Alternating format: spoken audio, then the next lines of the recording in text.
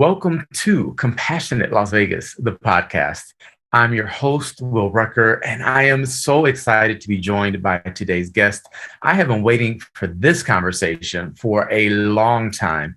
If you've seen our webinars, you know that this individual is absolutely genius and also has quite the personality. So I think you're really going to enjoy today's episode. And can you believe it? We're in season 3. I will say that for every episode. This is season 3. I'm just so excited. 3 is a good number. And I feel like this season really just embodies who we are as a community. So without further ado, welcome to the podcast, Dr. Chapple-Love. Thank you. I'm super excited to be here. I cannot wait to get today started. I mean, third time's the charm. So though every episode's great.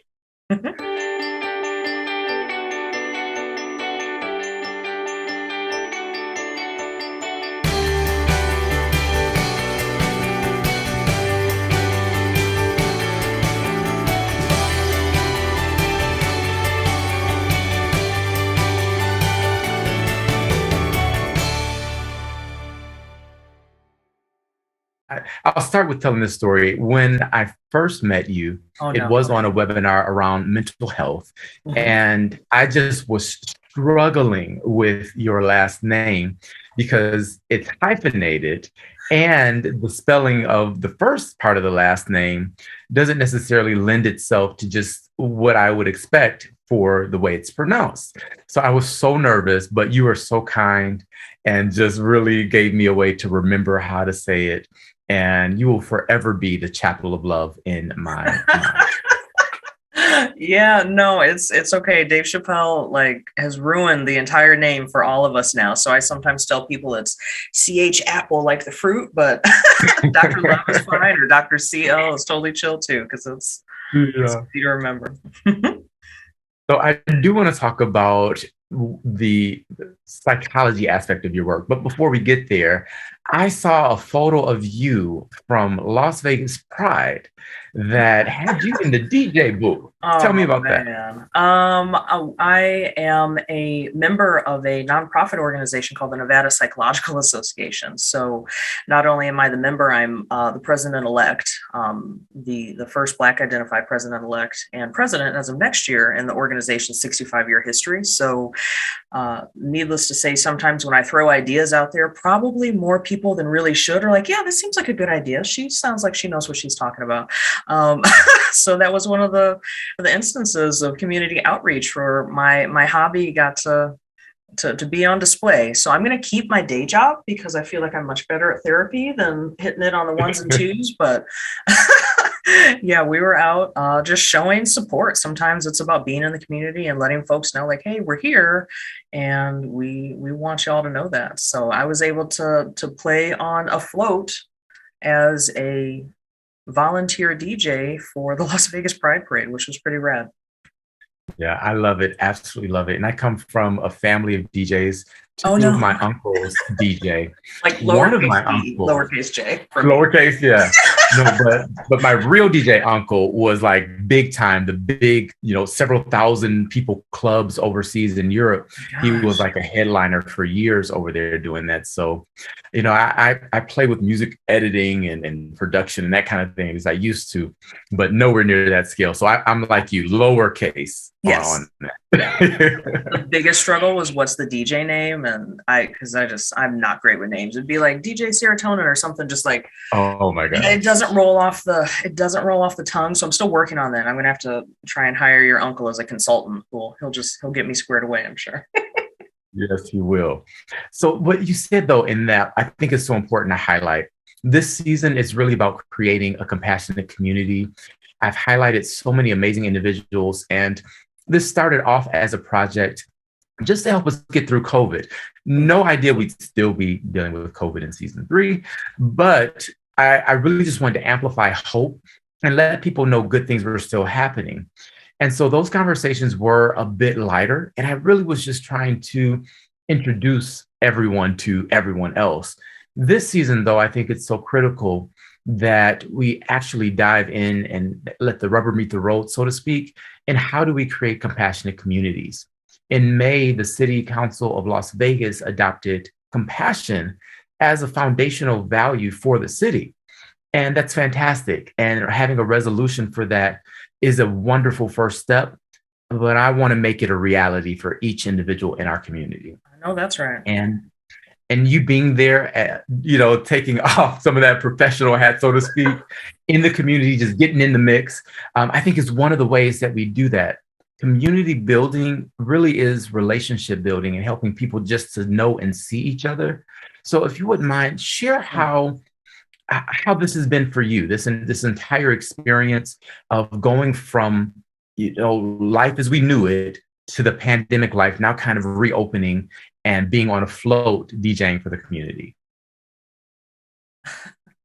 I think we're, I don't know, day 863 into like 2 weeks to curve the curve, but really it's been an adjustment. I don't necessarily like or use the word normal because I don't really know what that means. Like for each individual person, that may and often does look drastically different. So it can be anxiety provoking to be out in a crowd. I know they were anticipating like 25,000 people at that event, which I'm so grateful that so many folks were out to support Pride and all of its efforts. And also I was like, holy cow, that's a lot of people when we've been coming from, 2020, where perhaps 5 people in a room felt like a swarm of individuals around us. So to me, it's about really having an attitude of gratitude first and foremost, right? So I'm just grateful that we're able to be out and show and be in the community again in ways that I didn't know if that would return a year ago, 6 months ago, and also to adapt, just to be able to recognize your own, like have your own insights into what I feel comfortable with and what I don't, and for a lot of folks that are vaccinated and using other precautions like masking and social distance and having your hand sanitizer and things like that. And we were able to make it happen. So I was pretty excited. Yeah, pretty cool. From the professional psychology aspect, and I want to ask this in a very mindful way, because the way it's coming across in my head is not very compassionate. Oh, here you go. Say that. But no, in all seriousness, my frustration in the fact that we are still dealing with what we are dealing with comes from the not only hesitancy around vaccination, but general resistance to being part of a collective. And so when I look at our Constitution and how our country was founded, freedom was a huge component, but freedom in the context of the collective welfare or the general good. What is happening from a psychological perspective that is causing people to be so hesitant, so resistant, and frankly, some people are just mean about it? I think fear has a lot to do with what's going on. I don't mean fear in a judgment or like a morality kind of place there, but I recognize that when I sometimes have the opportunity to speak with someone who might be hesitant or might be full on like, no way, I want to do my own research. Where does that research come from? Is that on Facebook? Is that Google University? Or is that, some of the discussions we've had lately about like the death of expertise in some circles. So I always give the example, I'm an expert. I have a DR in front of my name, but guess what? I'm an expert in a very small amount of things related to forensic psychology and correctional psychology and counseling psychology. I don't know anything about how to take a carburetor out of a car. And so when we're looking at things like using words like opinions, we just get to perhaps be mindful about it.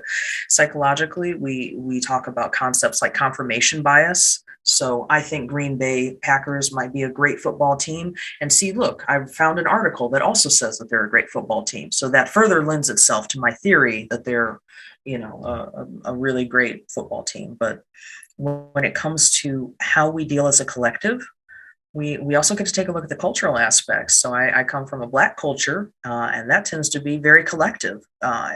We got kind of a thing. I'm throwing back to like my Kendrick Lamar days and pieces like that. But also that if I'm doing well, other members of my group are doing well. We're pulling each other up.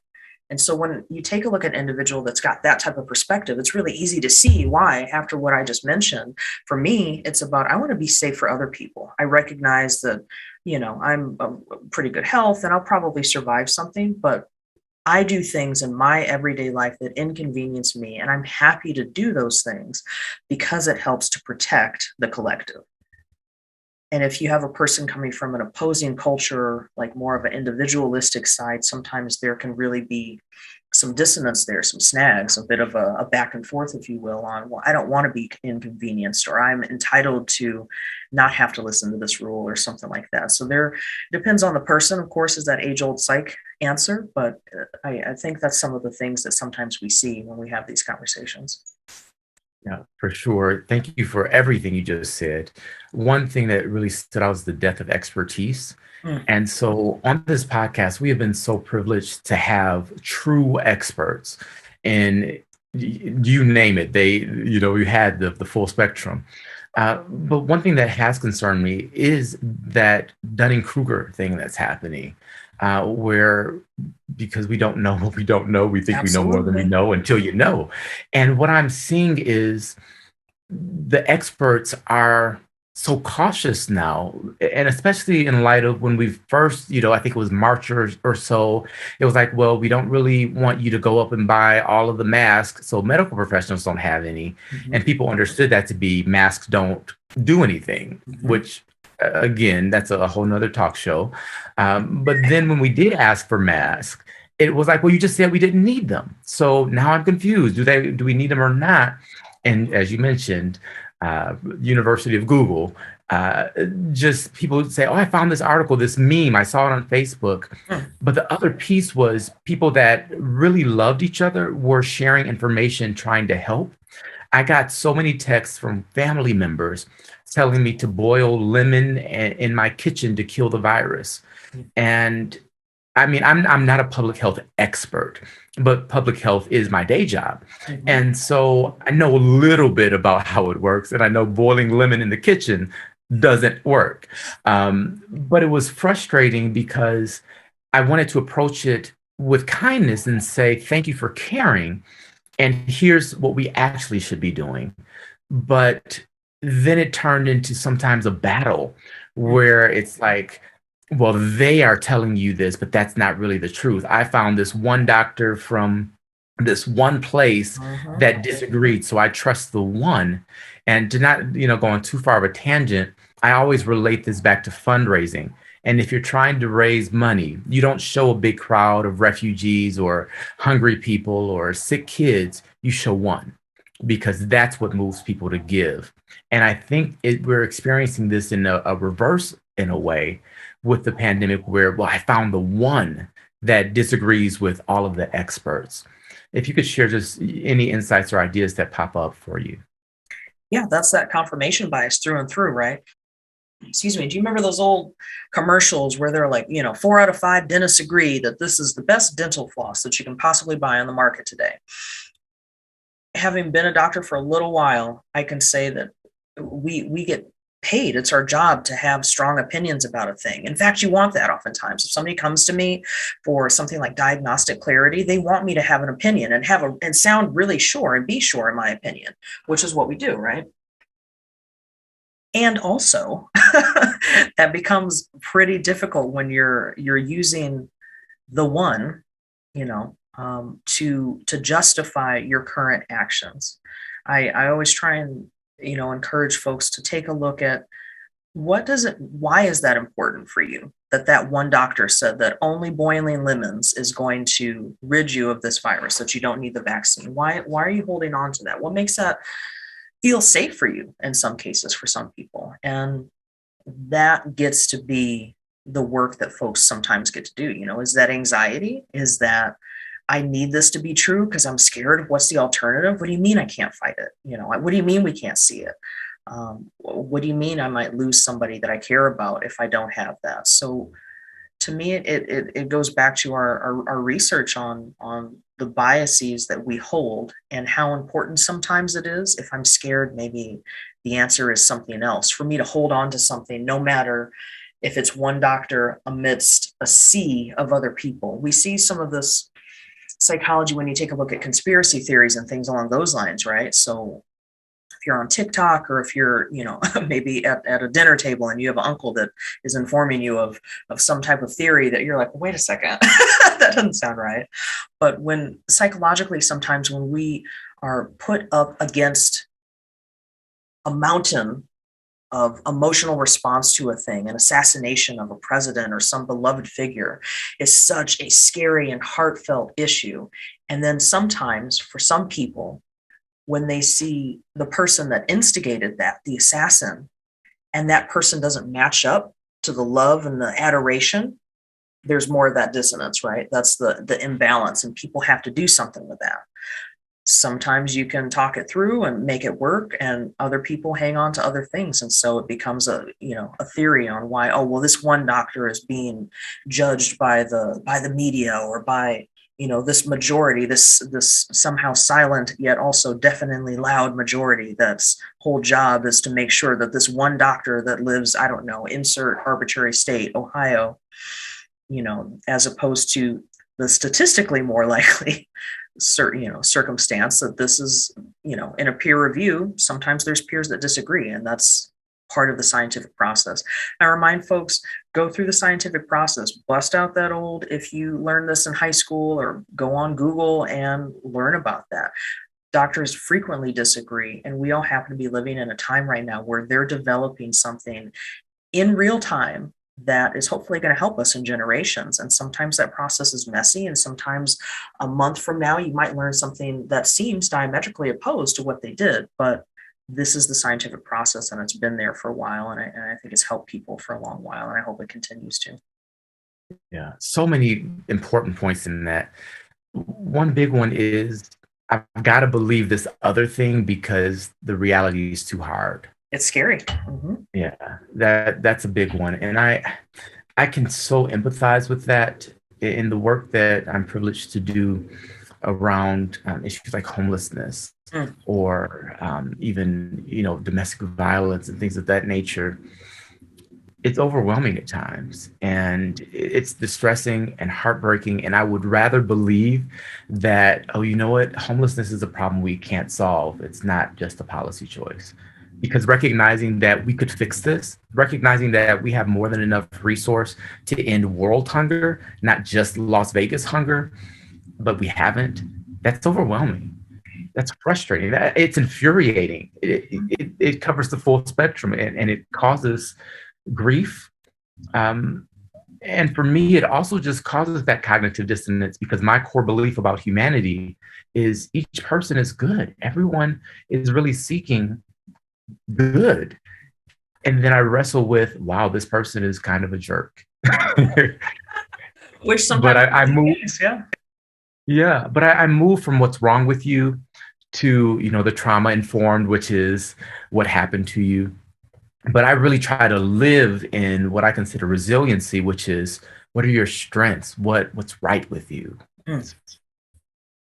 That hits, because that trauma informed care and how we utilize resiliency, some of us every day, we're also reminded that can be exhausting in and of itself, to have to detach and explain why Black Lives Matter yet again out here in, the year of Solange Knowles, 2021, still explaining some of these concepts that that for a lot of us, resonate as having been true long before the summer of 2020. But I think that becomes a time where I remind people, I say full on doctor's orders, be selfish, engage in your self-care, take your breaks, cultivate your circle to have people in it that are going to allow you that space to be self-compassionate, because that psychologically can be pretty damaging too. We talk about burnout for things like jobs. That also happens for our psychological defenses, because those pieces you brought up, resiliency every day, is exhausting. Yeah. And I'm just going to pause here and say you are a fantastic therapist, because I'm just about to unzip for you. And I don't care that this is a recorded podcast. Oh, no. I'm unzipping. We're going to deal with this. Help me understand. No, you're fine. This issue of self-compassion and self-care and all of that, We, of course, promote self-compassion every Sunday on our social media, and we so encourage beginning with taking care of you. Put your mask on first. And then there are celebrities that have such an influence, particularly in the Black community. I'm thinking in particular Tyler Perry and Medea, who will use the analogy of a tree when talking about people and say some people are like leaves, they come in and wind blows and they're gone. Let those people go. Some people are like branches, they're a little stronger, but you want the roots. And every time I hear that, I'm like, but without leaves, the tree can't do photosynthesis and it'll die. So leaves are important. In the self-care piece, what I'm seeing is people, again, it's hard. And I'm not pretending that it's easy to have a conversation with someone that is telling you something that is verifiably false is true. That's not an easy conversation. And I don't think we need to engage with every random social media person we encounter. And this is splitting up. This is splitting up families, brothers and sisters, mothers and daughters around. Well, I'm just going to cut them off because I'm going to take care of me. How can we strike the balance where we recognize that truly taking care of yourself means that you're a part of a community, a collective. You're part of the body. Your hand can wash your back, kind of, but without another person, you're going to have some dirt back there. How do we deal with that almost paradoxical balance? I think recognizing that it is a tightrope, and giving yourself some of that grace to slip and fall. This isn't a tightrope that is up 10 stories. This is a tightrope that's, maybe 6 inches off the ground. And so recognizing and giving that grace, I think, is going to be an important piece. What research talks about the most, honestly, is empathy. That's how we help connect one person to another, opposed diametrically or not, over something that is as maybe trivial as does, pineapple belong on pizza versus something far more important like policy and changes and who gets to feel safe in a space versus who, doesn't and doesn't have that privilege. We can increase empathy in a number of different ways. There's some cool research that came out that talked about even reading fiction can help increase empathy in participants. And I think that relates to exactly what you were saying, finding the one, being able to connect with another person. The tiring part about some of that work is that it requires you to use more of the academic kind of space. So really helping a person recognize, for someone who has an opposing view, imagine what that's like for them. Why, especially the tighter they're holding on to it. Now that requires me to set my emotionality down and all my stuff going on down to be able to help them. But that's how we can help start to connect those folks. Some of it is going to be boundary setting. There are plenty of families out there that have rules now where, we don't talk about this particular thing at, the dinner table or at a holiday time or in front of this person, because I recognize that they always take it from 0 to 100. And so being able to give yourself that grace to recognize that I certainly am not able to walk on a tightrope easily, if at all, at times, to recognize that being able to empathize on both parts is going to be one of the more effective ways to get two people closer to one another, and also to recognize boundaries. And sometimes that just means that we're not going to be talking about this. I choose not to engage in this conversation with you because the last 5 times we talked about it, it's been nothing but conflict, and we don't need that right now, which is hard in and of itself. And I'm hearing choosing righteousness over rightness in that. You're really talking about honoring the relationship and the fact that there's more to each of us than this sliver of a view about a particular subject. Our improv, right? Yes, and that piece of it is wonderful for things like pineapple on pizza, or even how you organize something as vital as the silverware drawer because forks go on the left. But when you're talking about wearing a mask in a public space to prevent a respiratory virus from spreading, and your Facebook meme research is what you're basing your opposition on, because doctors and nurses have been wearing masks forever, but clearly they take them off when they're not in public, because if you wear a mask, you're going to get sick from breathing your own air. How do you How do you balance that? That's where I'm struggling. Is a compassionate community is an uncomfortable community. So we have to deal with what's real. And the reality is, take coronavirus out the picture. That's just our current woe. But let's look at homelessness. Every single military decision we make to build a new bomber is taking food and shelter away from that person on the street. Do we actually care about each other? Or is it just nice to think that we care? How do we strike the balance of what really matters? I go back to that collective. These are things that we are able to see as being beneficial for the group, even if it's uncomfortable for some of the members in the group. Now, that is also pretty opposed to that kind of very American individual, dirty Harry. I'm an island. I can pull myself up by my bootstraps and largely change what's going to happen for me. But I say we talk about boundaries. I think there's a lot of people learning these days that irrespective of if you agree with the policy or the regulation or not, you have to follow it. And if you don't, you won't be shopping in the store. You will not be sitting on this airplane to fly from here to wherever it is you were trying to get to. And I think that that's hard for people. You please feel free to pull your phone out and type in any type of Karen video or something along those lines where you see people just aghast at, what do you mean my entitlement, my privilege doesn't work in this space? So you can only talk in a rational way so long to a person before it has to start, becoming about reinforcement. Like, this is simply the rule. And here's why the rule is the case. Nobody's talking to a 4-year-old. It's not a because I say so type thing. But after a while, I agree that tightrope gets smaller and smaller to where perhaps it's simply a needle and thread. Your work has focused a lot with those that have been incarcerated. Mhm. And that's one of the subjects that we have not talked a lot about on this podcast, but I think it's time to introduce it and Let's to do it. start considering it, particularly in light of the 13th Amendment, which essentially says that there's no slavery except for prison. Mhm. Um, and I don't know that a lot of people are really as aware of that circumstance. But as I've done more work, I'll tell this quick story and then I'll get to the question. I was working with, I want to say Hope for Prisoners, but one of the agencies that does this work with formerly incarcerated individuals. And I was leading a meditation. It was my first time there. And I do meditation. That's just my thing. Like, we're going to breathe together, we're going to pause. Yeah. And I invited everyone to either shut their eyes or take a soft gaze.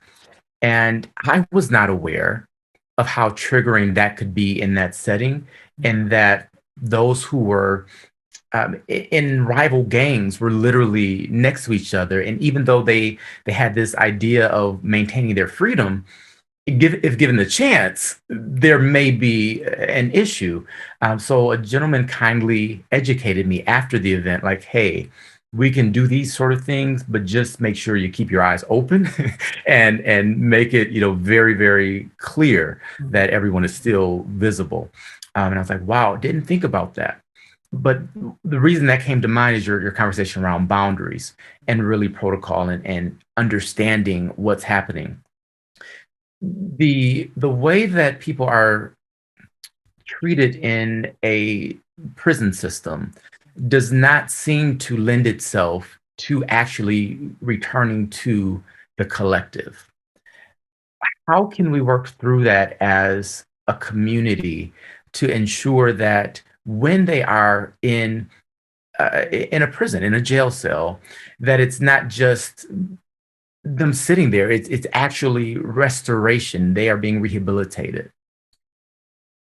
Ooh, so this turned into a 5-hour podcast because here we go. Okay.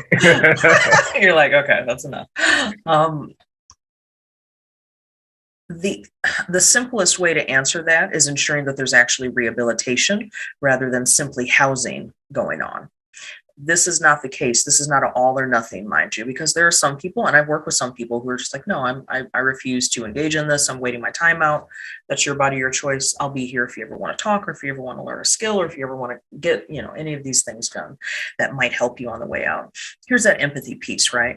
Before we get to the Go ahead. empathy, What's up? before, for that individual that is obstinate in that Yeah. way, just put a flag, sticky note. How do we work with that individual? How do we overcome or discover what it is, whether it's fear, whether it's lack of hope, or just they don't believe they can change? I want to talk about how to deal with that. Okay, to your empathy piece. Yeah, no, please. I think that's the exact route I take. I find out what's important to them. I've had opportunity to work with people who are incarcerated for a short time in a jail system, all the way to life in prison. I've done federal prison work, local, state, pieces along those lines, to and include like the one supermax, in the country. So I can safely say that I've worked the gamut there and have absolutely run into individuals like that anywhere along that spectrum of security. Find out what's important to them. If you are here for the next 50 years, what do you wish you could have done? What would you do if you were outside of here? Sometimes that's improve the relationships with my family, find out who my kids are. Sometimes that's, I want to get a college degree. I want to learn more. I used to like school, but I never had the opportunity to get it done, and then really just help them achieve that goal. Sometimes people don't want to deal with anything, and in that circumstance, I'll definitely respect that space for a while. Guess what? I'm annoyed. I'm definitely going to be also checking in on you again to find out, okay, so you've been here for a month now. What do you think? Why is that answer the same for you? What's different about that? And that's how you get a foothold, if you will, into a person. How can we help you achieve whatever goal you can? You are likely to initially get the answer of, I'm in prison. What are you talking about? Get out of my face. How can I have a life in here? And the answer is, of course, you're going to have the life that you make. And you have that autonomy. It's letting people know you have autonomy, even in a system where literally, if I tell you to sit down in that chair, you have to do that, or else there's going to be a consequence. But we build that self-autonomy because it's those same skills that are going to help you when you get out of here. It's that assumption that a person is in a circumstance where they're developing skills which have helped them survive. I'm from outside Chicago. Okay, so we have a whole cultural piece. If somebody steps on my shoes, if I'm walking down, insert street in Chicago, that's a very different way that I would deal with that than if I were in a school system here or walking on UNLV's campus or something along those lines. We learn these skills because they help us survive. The most important piece that I talk with people about, especially if you've been incarcerated for a fair amount of time, a long amount of time, is you cannot use those same set of skills across circumstances. You are not likely to be as successful. An easier way of thinking of that is, we don't act the same at a football game where I might be shouting or wearing face paint to match my favorite team or something along those lines versus in a library. I'm going to get kicked out of the library. It's not because I'm a bad guy. It's not because I'm a scumbag. It's just because you need to learn a different set of skills. And that's the foothold that I've been most successful with. Always successful? No, certainly not. That's context. And Yeah. part of my compassionate culture training includes recognizing that different events are perceived and recognized differently based on the context. Sure. And based on that person's experience, their understanding of culture. So I think that's what you shared is so important. Back to creating an environment of rehabilitation. How do we do that? Recognizing that these are human beings, and that I think most recent research talks about approximately 95% of individuals who are currently incarcerated are eventually going to be released into our society, not on some tiny desert isle that will never be seen again, but walking down the street, all of these things. As a community member, it's absolutely a thing that I would want for folks to be able to function and function in a high capacity while we're out here. That is rehabilitation 101. Sometimes that involves, addressing, how are you dealing with stress right now? How do you deal with conflict in here? Is it the exact same as how you used to deal with that? Why are you not growing and changing from that? What's the barrier there? A lot of that has to do with helping people realize that we're talking about and to human beings. That can be very challenging, especially for folks whose, primary job is safety and security. Not everybody wants to have a big, long conversation. Like I said, there are some circumstances and times where if I'm informing you to go stand over there and stand down, then that's the behavior I get, or there's simply going to be a consequence. It's not a conversation. But recognizing that we're talking to these human beings and giving folks better opportunity. I love organizations like like Hope and a lot of other folks in town that are doing profit and nonprofit work related to reentry for formerly incarcerated folks, because it's challenging.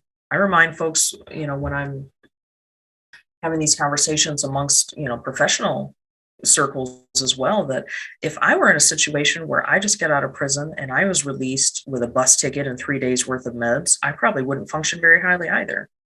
It's not a morality issue or judgment. It's how can we build a successful circumstance for a human being to be able to flourish. It's I sometimes have to remind colleagues and other folks that we talk about people as if there's this morality of this person's maybe lower SES or doesn't have has some financial instability or things like that. It is absolutely harder to be broke than to be middle class in a lot of circumstances. I can remember having to buy like cheaper versions of work boots, back before I was doing psychology work full time. And you have to buy more work boots when you buy them from Walmart or something because they break down easier. And so you're always playing catch up. And it's like, how can we help people catch up? That's it. That's how to separate rehabilitation from housing or free labor. Hello. I don't know if we're there yet, but we should be. Yeah. But what you mentioned, really, I heard was just empathy. A lot of people view empathy as putting yourself in someone's shoes. And I think that's so critical. I express empathy in a bit more broad way, which is look from their direction because their shoes aren't going to fit you. It's just, it's you got different feet. But at least if we can look at a thing from the same direction, we can begin to see. I always use that example of the 9 or the 6. Are we looking at a 9 or a 6? Well, the person that wrote it knew what they were writing.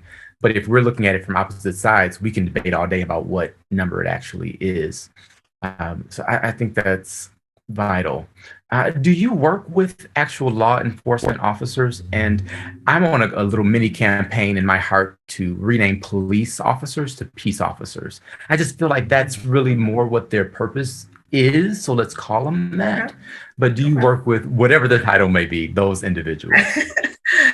Yeah, I mean, I try to. Yeah, the piece that I think allows me in maybe 5 seconds more of listening time than the average Joe is because I've done federal law enforcement. That's been a large part of my career doing correctional work, and so I get it where I'm like, oh man, I feel as if I'm missing a part of myself when I don't have my keys in exactly the right spot on the right side, or if I don't have my walkie or my stab resistant vest or whatever it might be. So I feel you. I say strange things like copy that and 10-4 like I'm talking on a a walkie. And so some of being within that culture of law enforcement helps. And then I get in those rooms and I shake stuff up and I say, hey, what are we doing to address anti-Blackness in this area? What are we doing to address, and transphobia and things along those lines in correctional systems? So I do, and I enjoy working with folks because you can take any training. That's a big piece of what I do these days: training, consultation, in addition to my clinical work, and specifically create it to be well received within a CJ criminal justice system type circumstance, because things are different. In the same way, if I were a chef, I wouldn't be teaching the exact same training techniques across subjects. You get a cool opportunity because I've lived in some of those circumstances to really shape how we talk to folks. And I think that is one of the reasons why I've been more successful when working with law enforcement agencies. They're like, oh, okay, you kind of get a little bit where I'm coming from, even if I'm not saying something. Commonality. Yeah, absolutely. How do you define compassion? I'm still processing. You're walking in someone else's shoes or looking from their direction. I think I would define compassion by how I approach that, the empathy aspect, which is looking to see what direction they've come from. I assume you've got skills and abilities and things like that have helped you. And okay, so let's figure a way to expand upon those and add new ones. I would define compassion as a willingness to acknowledge I'm not the most important person in this room, and to open my eyes and take a look around the room, and oftentimes just to listen to see what someone needs who isn't in the room, whose voice isn't being heard, who's being called upon 4 times more frequently than the other people in the room. Wow. Well, I think this has been such a rich conversation. We could definitely do 5 hours easily. There's so many more subjects I want to just touch on. But before we go, What's up? what is on your playlist? What are you listening to right now? And I want to be specific around this, not just your general playlist, but if you're thinking of a song or, maybe even an album that represents the true spirit of what Las Vegas is, what might that song be? My playlist right now is a lot of EDM, so that's instrumental. That's not going to be helpful at all. But I think one of my, which is kind of surprising for some folks, unless you know me well and how, I guess, maybe eccentric I can be. My favorite musical group is the Beach Boys. And I think "Wouldn't It Be Nice" is a good piece of, hope for future. What can we change? Not necessarily the context of the song, but that one snippet of lyric alone. Wouldn't it be nice if we could change this thing, and we would be able to make improvements for everybody that lives here, because to me is the whole point of living in a community. That's why I've loved living here. So Yeah. That's definitely going to be what I'm rocking after this. I guess not a problem.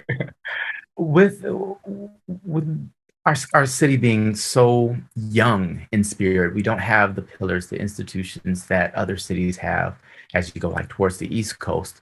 If you could change or add anything to our city to make it truly embody our value of compassion, what might that be?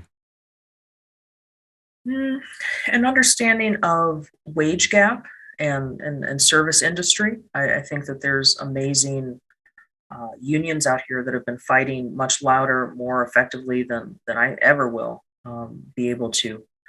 But really acknowledging that there are not two classes of people that live here, that we all live in these same circumstances, whether I go home to a $3.5 million mansion, or whether I go home to an apartment that I've been renting, or, a hotel I've been staying out of.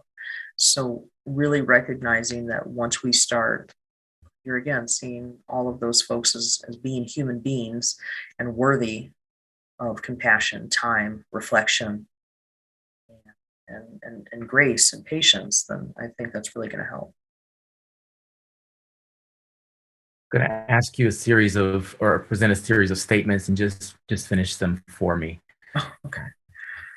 They're going to be easy, I promise. I was very Freudian. I love it. Okay, what's up? Love is. My last name. Sorry, that was very literal. It's true. Love is what we aspire to be, and how we serve others. You are worthy because. You exist. The hope of humanity is. The future, our younger generations. All right, Whitney Houston. Last one. My light shines because. Of the support I've been shown, the love I've been shown, the grace I've been shown. My family, my friends, my squad, my spouse. Beautiful. Well, I want to thank you so much for joining Compassionate Las Vegas, the podcast. I am still excited about this entire conversation. You are just truly a light and a love in our community, and what you are doing is so important. Thank you for your work. Thank you for being exactly who you are, and thank you for bridging community the way that you do. Absolutely. Thank you so much for having me on. I've been long trying to weasel my way onto this, so I'm glad it worked out. And thank you for doing what you do, because I don't want to let that go unsaid, that recognizing compassion in our community is one of the things that makes me proud to live here. So I think that's the thing that you bring, the light that you shine. Thank you. And we can leave it there. Cool. All right. And thank you for tuning into this episode of Compassionate Las Vegas, the podcast. I am Will Rucker, and I am so grateful you have joined this particular show. As I always remind you, you are not just a drop in the ocean. You are the entire ocean in a drop, and what you do matters. So live compassionately.